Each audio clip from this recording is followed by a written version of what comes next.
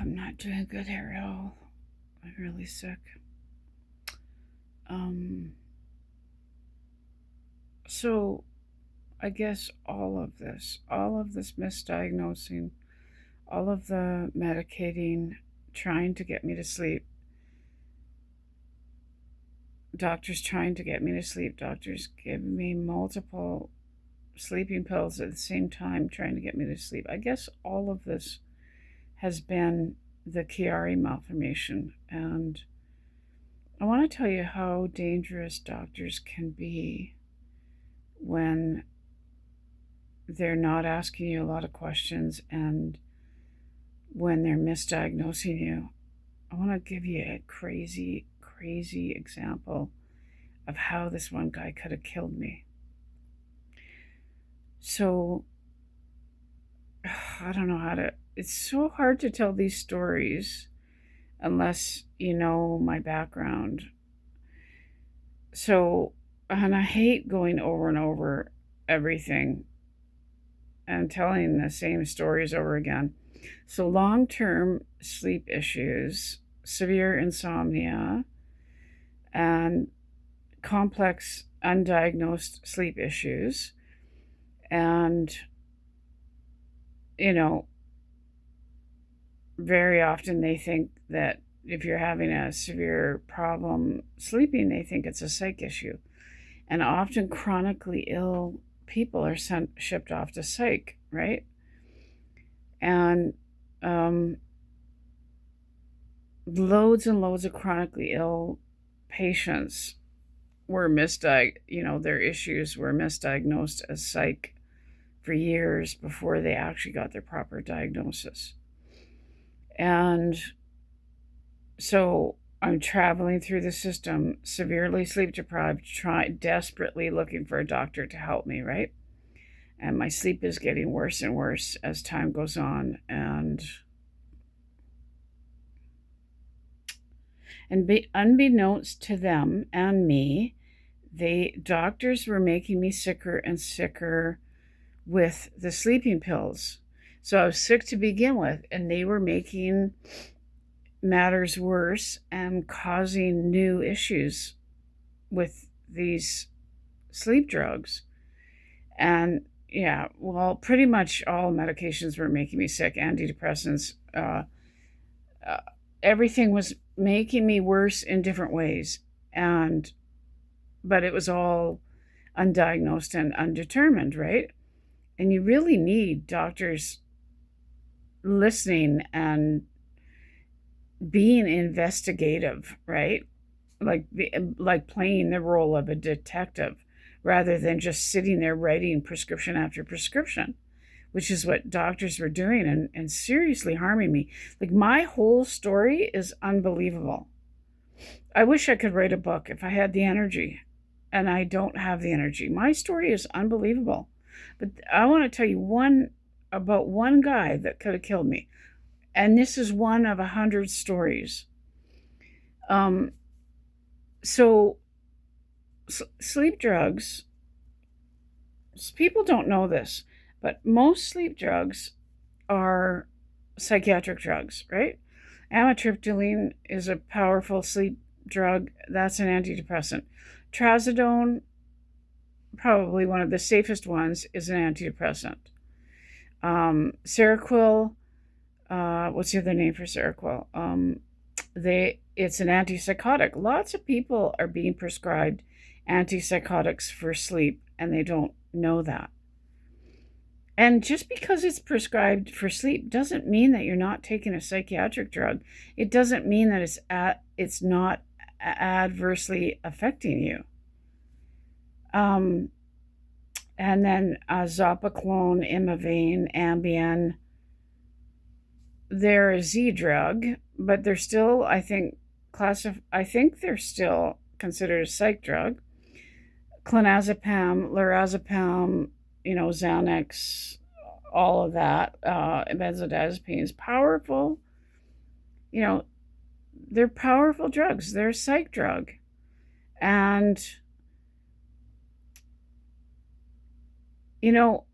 what most of these drugs have in common is they're a respiratory depressant. So, a lot of drugs are respiratory depressants. And what a respiratory depressant does, it slows your brain down, your breathing slows down, your heart rate slows down. Everything slows down enough for you to be relaxed, for your nervous system to be relaxed enough to fall asleep. And I am desperate just for years. I'm sleeping 5 hours a night for 5 years. I'm sleeping 4 hours a night for 4 years. I'm sleeping 3 hours, for 5 years. I'm sleeping 3 hours for 5 years. My sleep is gradually and progressively getting less and less. And it progressed to the point, well, I was sleeping 3 hours when I met this guy, but it gradually progressed to the point where I was only sleeping 1 or 2 hours every 24 hours. And so when I met this guy, I was sleeping 3 hours a night. I was desperate to sleep and depressed. And I'm not depressed anymore because I weaned off of everything. Not depressed. So many things got better when I weaned off the drugs. I still am seriously desperate for sleep, but a lot of things went away when I weaned off of all the medications. But when I saw this guy, I was still on medications and depressed, just, brain fog, severe sleep issues, severe insomnia, sleepwalking, sleep eating. I'm depressed. I'm in a state of desperation, absolute desperation, right? And I didn't know anything about anything. I didn't know anything about medications. I didn't know about drug classifications. I didn't know anything about respiratory depression, nothing. But what I had been saying to doctors for years is, don't give me anything strong because there's something wrong with my breathing. That's all that I knew. That if somebody gave me a strong drug, then I couldn't breathe. And I couldn't breathe in bed. And, I'm struggling to breathe. And I would say there's something seriously wrong with me and drugs. Well, they would look at me. No one cared what I was saying, right? No one cared. And as I'm trying to protect myself with every single doctor, they don't care. They didn't care. And they were writing me the most powerful prescriptions for the most powerful drugs out there. Like, literally, I can prove this to you. What I said didn't matter. And I can't stress how badly patients should have access to educated advocates, to medically, pharmaceutically educated advocates. And so I'm sitting in front of him, and he's all, really charismatic and an ear-to-ear smile. And what he was presenting at seemed wonderful. But I'm in high alert because I know this could be just a facade, right? Just a persona that he's playing, right? And I'm saying to him, don't prescribe me anything strong because there's something wrong with my breathing. And I think my phone battery had died. So he's telling me, oh, there's this new antidepressant and it'll help you sleep and blah, blah, blah. And he's got it up on his computer. And he's either reading his computer or pretending to. And I'm straining my head. I'm leaning forward and straining to try to see his computer screen. And as I'm doing that, he's pulling the screen out of my view, right? And this is a red flag, total red flag. And I had already learned that antipsychotics prescribed for sleep, I can't breathe with them, right? I knew that much.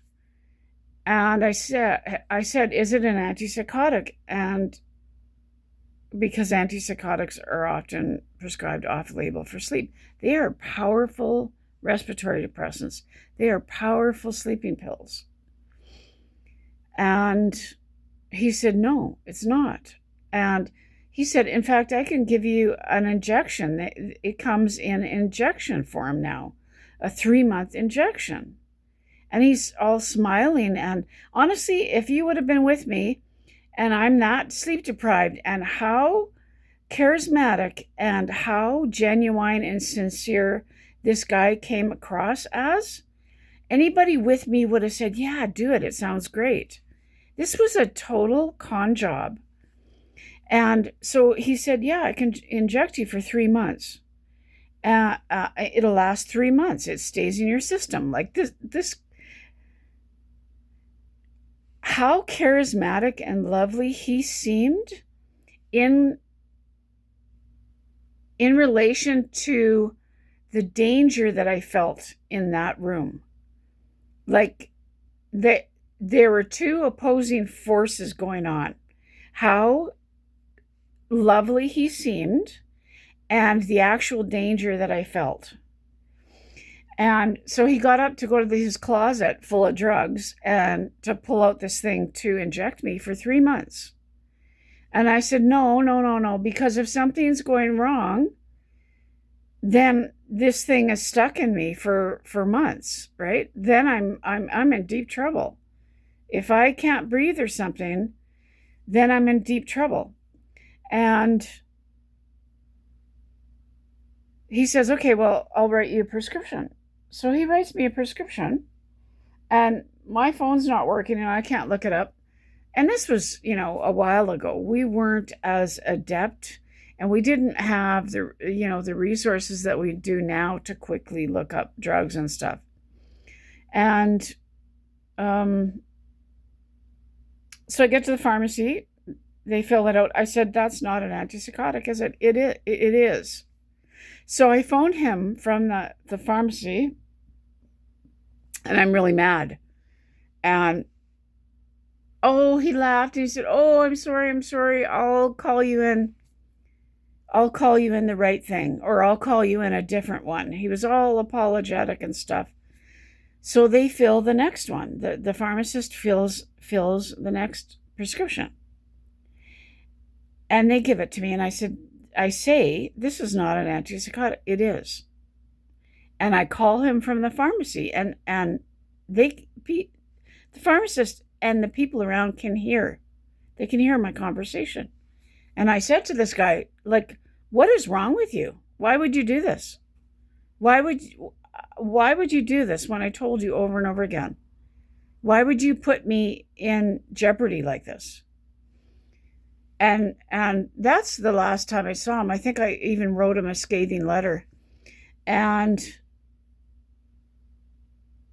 like the fear, like knowing that there's something seriously medically wrong with me, and knowing that I warned this guy that there's something wrong with my breathing. I warned him.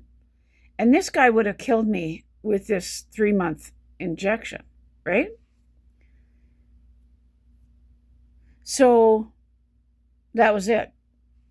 I didn't see him again, and continued my journey to find a doctor who is going to help me and not harm me, right?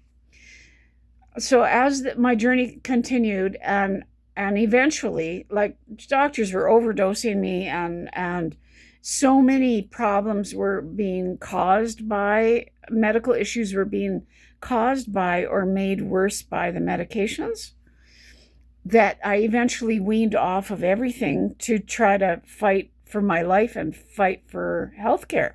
Because after I had seen him, things got even worse, progressed to the point where I was only sleeping 1 or 2 hours a night.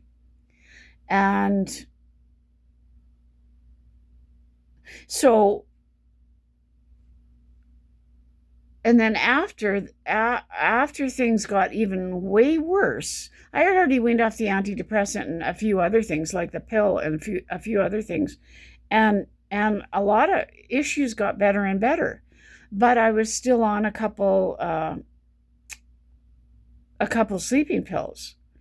So then I started to, I have to do a second video. I can only make 15-minute videos.